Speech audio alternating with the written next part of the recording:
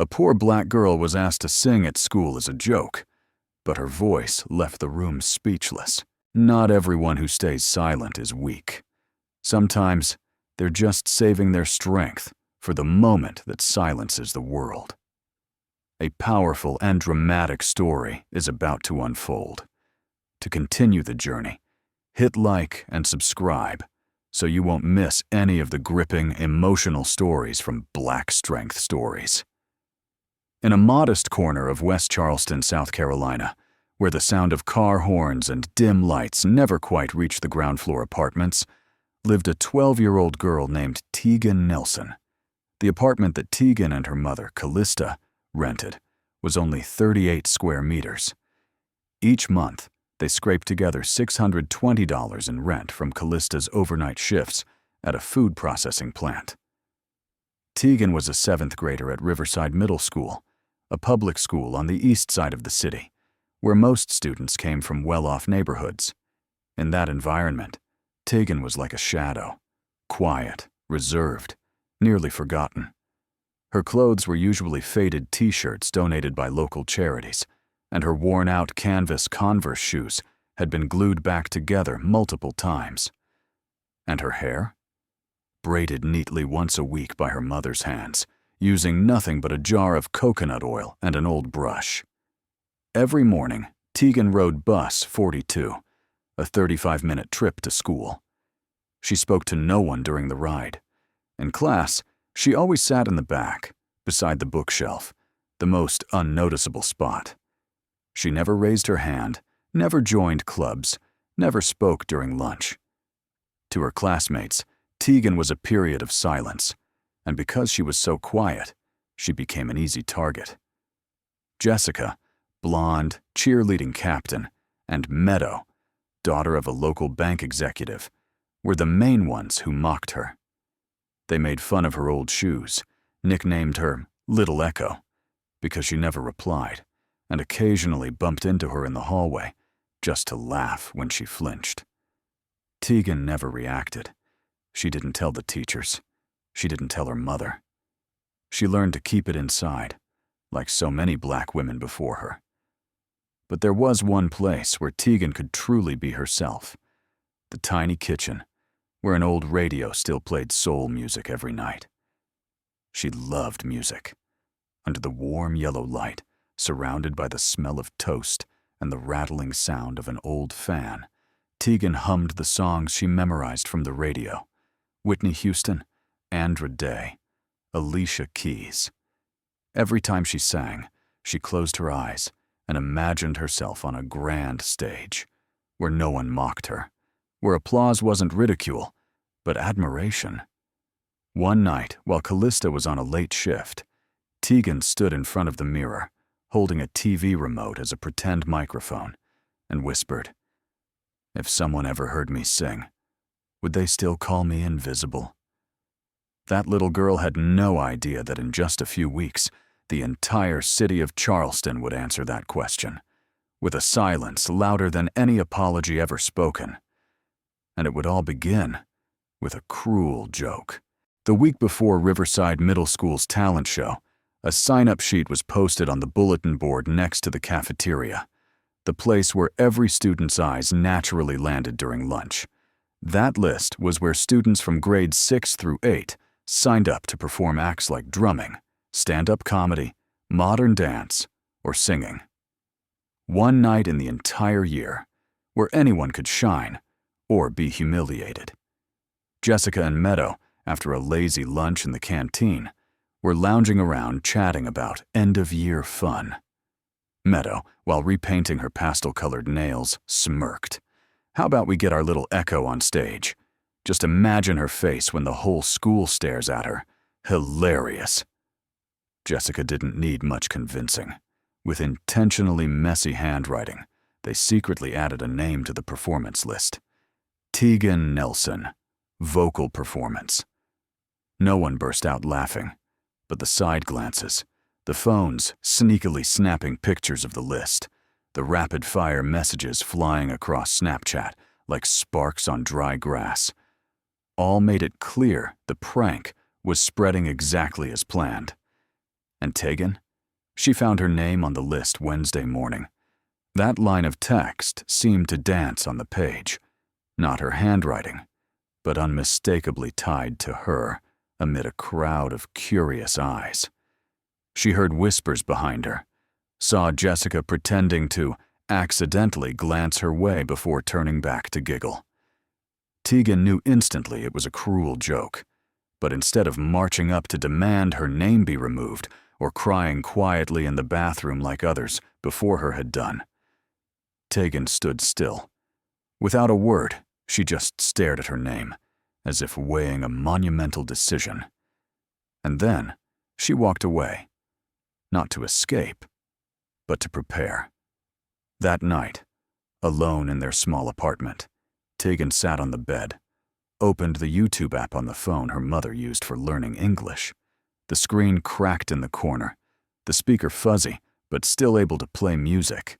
She typed, "Rise Up. Andra Day." Lyrics. It wasn't a random song. It was the anthem that had lifted her on the worst of days, when she was shoved in hallways, when she ate alone in the cafeteria, when she heard her mother sigh after looking at the electric bill. Tegan began to practice. No microphone, no stage, just a tiny bathroom with stained old tiles and the sound of running water as background music. She sang softly, so the neighbors wouldn't hear. She adjusted each note in the mirror, learning to hold her breath longer, to sustain, to project. 1 night, 2 nights, then 5. No one knew. She didn't tell Callista, her mother, who returned home at 11 p.m. each night, feet swollen after 10 hours of labor. She didn't tell her teachers, or any friends, if she had any. She guarded that secret like it was the last thread of dignity in a world full of wounds. She knew someone would record it, knew there'd be laughter, whistles. But in the face of every terrifying scenario, she kept going. Not to retaliate, not to prove a point, but because she needed to sing. She needed to stand on that stage, just once, and hear her own voice in full from deep within. And in that small room, where her voice was muffled by walls thin as paper, something was forming. Not revenge, not rebellion, but change. Quiet, steady, and stronger than any round of applause. Ever since Tegan decided not to erase her name from the performance list, the atmosphere inside the small Charleston apartment began to shift, not through words, but through small gestures. Details that might seem meaningless, yet touched something deep within. Callista Nelson, a single black mother working double shifts at a nursing home, didn't need to ask her daughter what was going on. She saw the change in Tegan's eyes each afternoon when she returned home. She noticed how her daughter suddenly woke up earlier, washed the dishes without being reminded, and most of all, no longer turned on gospel music from the old radio. Tegan now stayed silent more than usual, but it wasn't sadness. It was preparation. One Thursday night, Callista walked in after 11 p.m., both hands carrying plastic bags from the nearby Dollar Tree. Her shoes were worn at the heels, her feet swollen, and the smell of antiseptic still clung to the sleeves of her hospital blouse. But when she walked in and saw her daughter standing in the hallway mirror, eyes locked on her own reflection, she knew. It was time to ask. "You okay?" Callista asked gently, placing the bags on the table. Tegan turned. She nodded, but didn't speak. There was something in her gaze, not fear, not hurt. It was focus. It was something unfamiliar. Without pressure, Callista opened a bag and pulled out a simple white blouse and a black cardigan, slightly wrinkled, but brand new. "I saw the notice on the bulletin board about the talent night this week. I figured you might want something to wear. Not too fancy, but presentable." Tegan stepped forward, fingertips brushing the soft fabric. "Thank you, Mom," she whispered. In that moment, nothing was said aloud, but both understood. It wasn't just support, it was a signal that Callista believed in her daughter, even though she had never heard her sing a single note. Tegan kept practicing every night after that. No microphone, no speakers, no vocal coach. Just an old phone, the YouTube app with ads interrupting songs, and herself, singing in the dark with tightly worn earbuds, whispering every line. She carefully studied how to hold a breath for 6 seconds, then 8, then 10. She tested every vibrato, every pause. She learned how to stand, how to position her hands, how not to tremble. One night, she used tape to mark an X on the floor, her imaginary stage spot. She stood on it, closed her eyes, and imagined the lights in her face and the echoes of laughter below. She skipped no detail. On a sticky note taped to the wall, she wrote, "Not for revenge, but for release." This wasn't just a performance. For Tegan, it was a ritual, a declaration to herself that she no longer wanted to live hidden in the shadows. That silent preparation was witnessed by no one. But every note sung in silence, every footstep on cold tile, every moment spent resisting fear, built a bridge, leading Tegan from a place of pain to the place where she truly belonged. And though no one could predict what would happen on the night of the talent show, it was in these days of preparation that a new Tegan was born. Not from applause, but from the quiet strength she had been nurturing all along. That Friday afternoon, the wind in Charleston turned unexpectedly strong. The camphor trees in front of Riverside Middle School rustled as if signaling something special. The main auditorium lights came on at 5 p.m. More than 300 students, parents, and teachers filled every seat. This year's Riverside Talent Gala was expected to be more explosive than ever. Tegan Nelson sat in the third row, near backstage, the white blouse her mother had ironed that morning, the slightly long-sleeved black cardigan, and her worn-out canvas shoes. That was all she had. She clenched her hands tightly, trying to steady her heartbeat beneath her shirt. After the beatboxing performance by Class 9B's group, the MC stepped onto the stage, glanced quickly at the list, and announced loudly.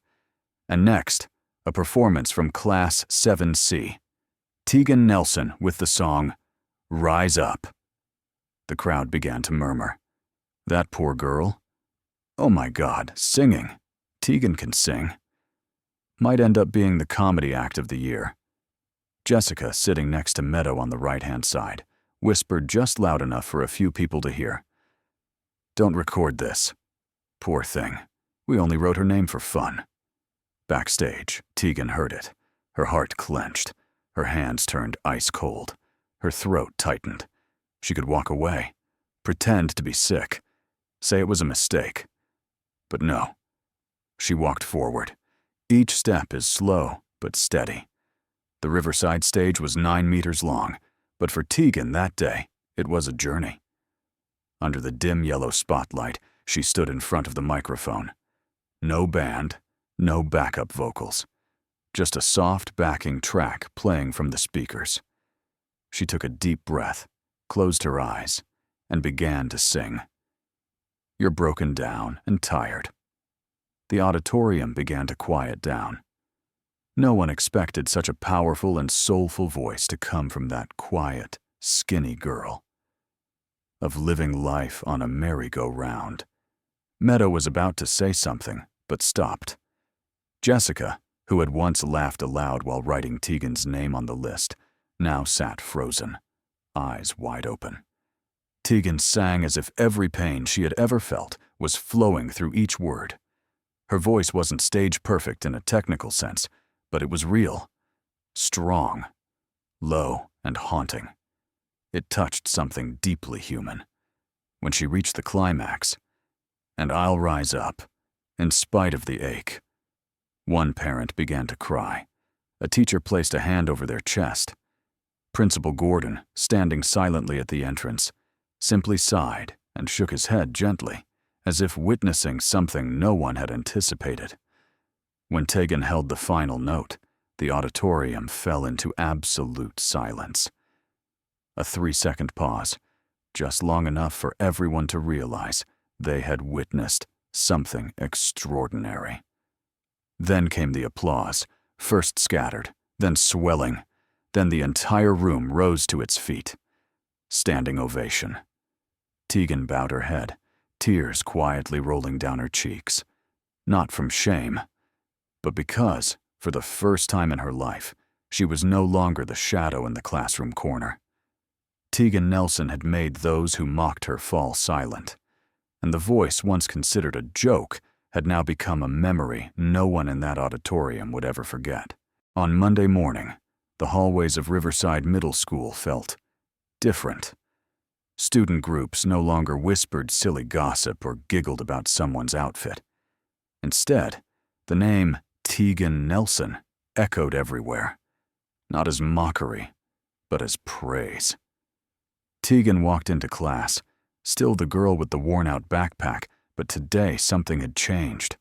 The looks directed at her no longer carried doubt or ridicule. A few students nodded at her. A boy offered her the seat by the window. The music teacher, Mr. Henderson, who had taught at Riverside for over 12 years, smiled and gently patted her shoulder as she entered music class. "Tegan, you just reminded me why I chose to teach here." Throughout the morning, at least 7 teachers came by to shake her hand or offer congratulations. The principal even had a clip of Tegan's performance replayed on the school's internal news bulletin. But what surprised everyone most was the reaction from the 2 people everyone assumed would remain negative, Jessica and Meadow. They were no longer the smug girls in the front row. During lunch, they avoided eye contact with Tegan. Jessica, once the head cheerleader, now sat quietly at the end of the cafeteria table, glued to her phone. Meadow left early, claiming a headache. Tegan didn't show any reaction. She simply continued eating the sandwich her mom had made, like every day. But this time, a new group of friends sat beside her. Apparently, compliments spread like a chain reaction. One student said, "You were amazing." And then the whole group nodded in agreement. That afternoon, when Callista picked up her daughter from school, she saw a man waiting by the gate, simply dressed, but carrying himself with confidence, holding a folder in one hand. "Excuse me, I'm Felix Johnson." He stepped closer. "I'm the director of the Northwest Youth Vocal Collective." Callista squinted. She had never heard of the name before. Felix handed over a business card and a file, images of former students, a list of achievements, and a 12-month training program sponsored by a non-profit music foundation in Charlotte, North Carolina. "I saw Tegan's video on the school's fan page. Her voice has a power and tone that's rare at her age. I'd like to offer her a full scholarship, including vocal coaching, performance skills training, and even opportunities to perform at major state events." Callista was speechless. She looked at her daughter. Tegan appeared dazed, not fully understanding, but seeing her mother was emotional. Felix smiled. "No need to decide now. We're holding an audition in 2 weeks. If she's interested, just come by. No pressure." He walked away, leaving behind the audition flyer and a handwritten note at the bottom. Some voices deserve to be heard. That night, Tegan sat quietly in her room holding the paper. For the first time in her life, she realized, her voice wasn't just something that helped her survive. It might be the very thing that helps her shine. On the first Saturday morning after the performance, Tegan Nelson and her mother traveled to the Northwest Youth Vocal Collective Training Center, located in the suburbs of Charlotte, nearly a 4-hour drive from Charleston. Callista took the morning off from her extra shift to take her daughter to her first audition, a place where names like Felix Johnson had trained state award-winning singers, and even some who were selected for the southern region of the Voice Kids. The center featured perfectly soundproofed vocal training rooms, fully equipped with pianos, wireless microphones, and digital rhythm monitors. In the trial studio, Tegan was asked to sing a 30-second segment a cappella, the same song, Rise Up, that she had performed during the showcase. Her voice trembled at first, but grew clearer with each note. Felix stood outside, observing through the glass window, and nodded only once, a silent gesture of approval. After the audition round, Tegan was officially accepted into the 12-month training program, with classes 3 times a week. She was assigned to the class of Grace Livingston, a vocal coach with over 20 years of experience, who had collaborated with children's Broadway productions. In the first session, Tegan learned about diaphragmatic breathing techniques, a crucial skill to sustain strong, prolonged notes. She was taught to keep her back straight, expand her rib cage, and avoid lifting her shoulders when inhaling. She also had to practice singing individual vowel sounds like ah, a, e, o, oo, to train her mouth shape and laryngeal openness. Under Grace's patient guidance, Tegan gradually realized that her voice wasn't just emotional instinct, but a crafted technique. Within just 6 weeks, her voice grew steadier, richer in tone, and more flexible across a range wider than an octave. She learned to control vibrato, melisma, and even began experimenting with writing lyrics for short, melodic lines. At Riverside, the transformation was no longer silent.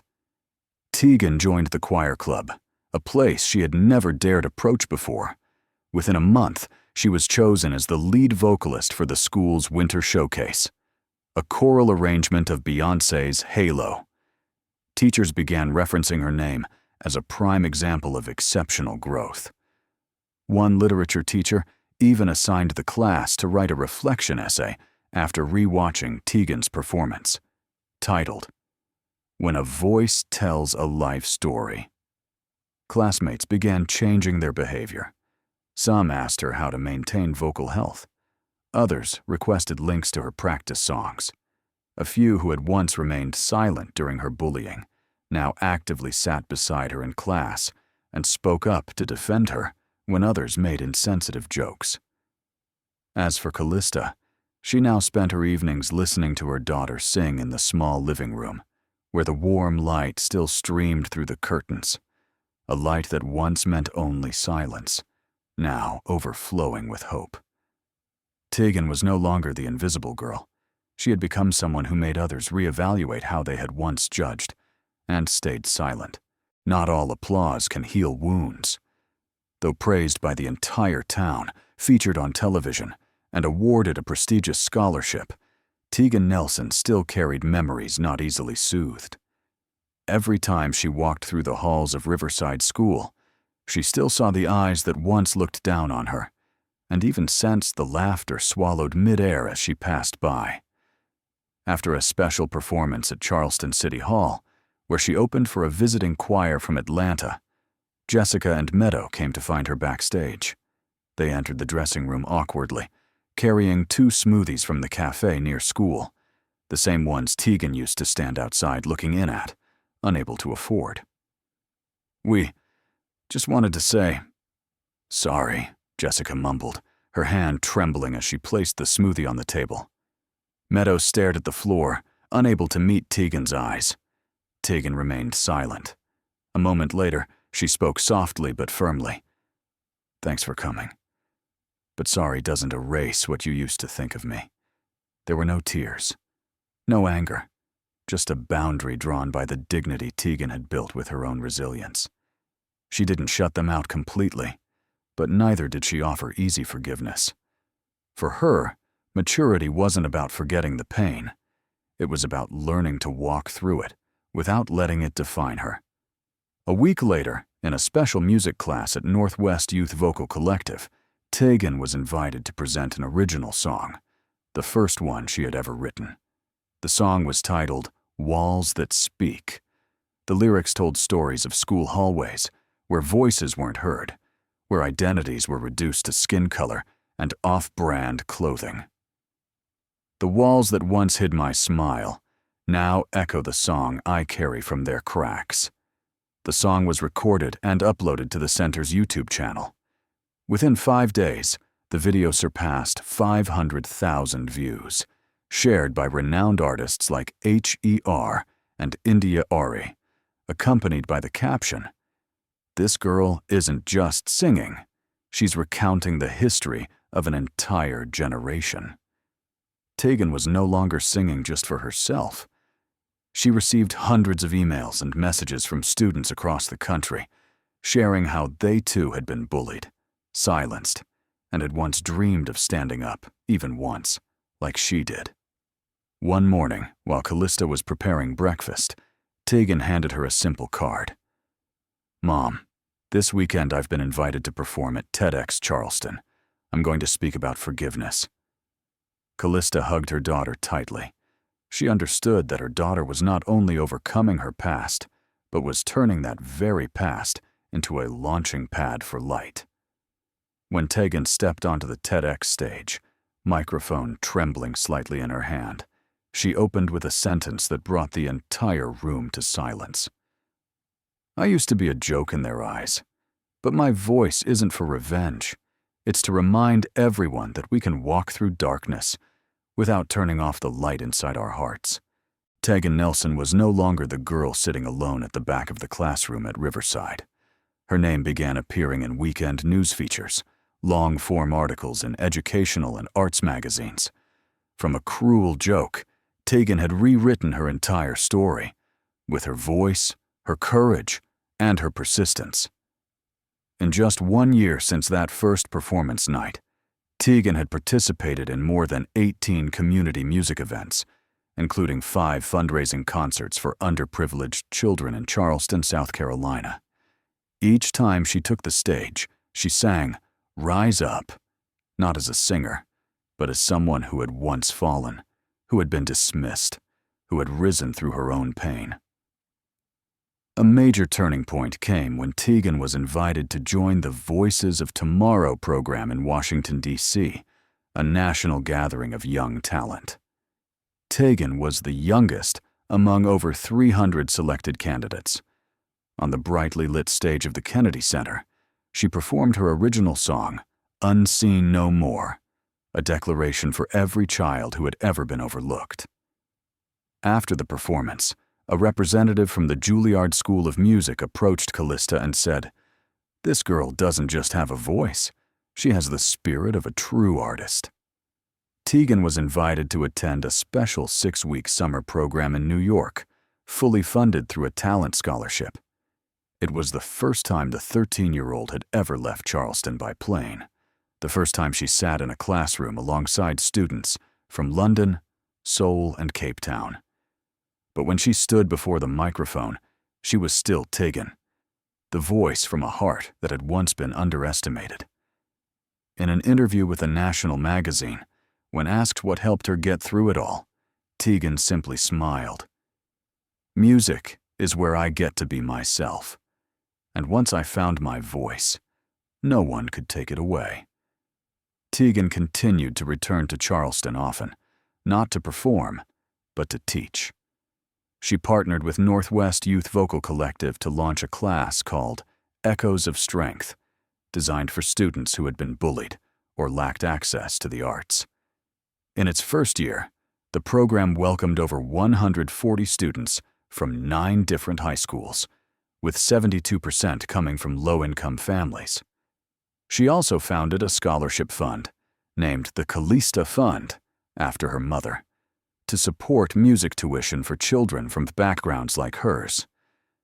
Callista, who once saved every spare penny to buy her daughter a blouse for her first performance, was now honored as a special guest at every event her daughter organized. But for Tegan, the greatest success wasn't the applause.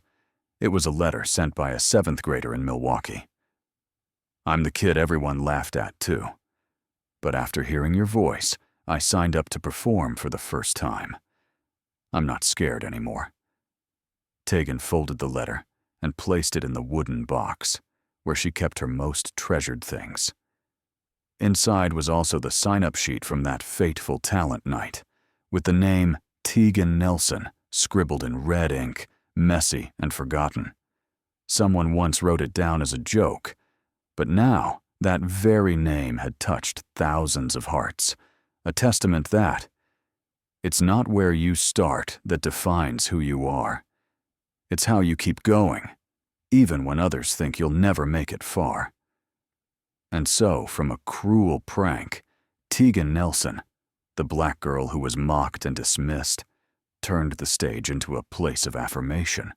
Her voice didn't just silence the auditorium, it awakened long-held prejudices in adults and peers alike. But what makes this story truly unforgettable isn't the success Tegan achieved afterward. It's the silence that was broken, the hope that was ignited from a place no one ever thought to look. The question is, how many other Tegans are still being pushed aside because they're poor, because of their skin color, because they're quiet? And how long will society continue to underestimate talent based on appearances? If you've ever been misjudged, ever wanted to give up because you were dismissed, remember this: you are not invisible. You deserve to shine. Don't forget to like and subscribe to Black Strength Stories so you won't miss the next powerful, inspiring story.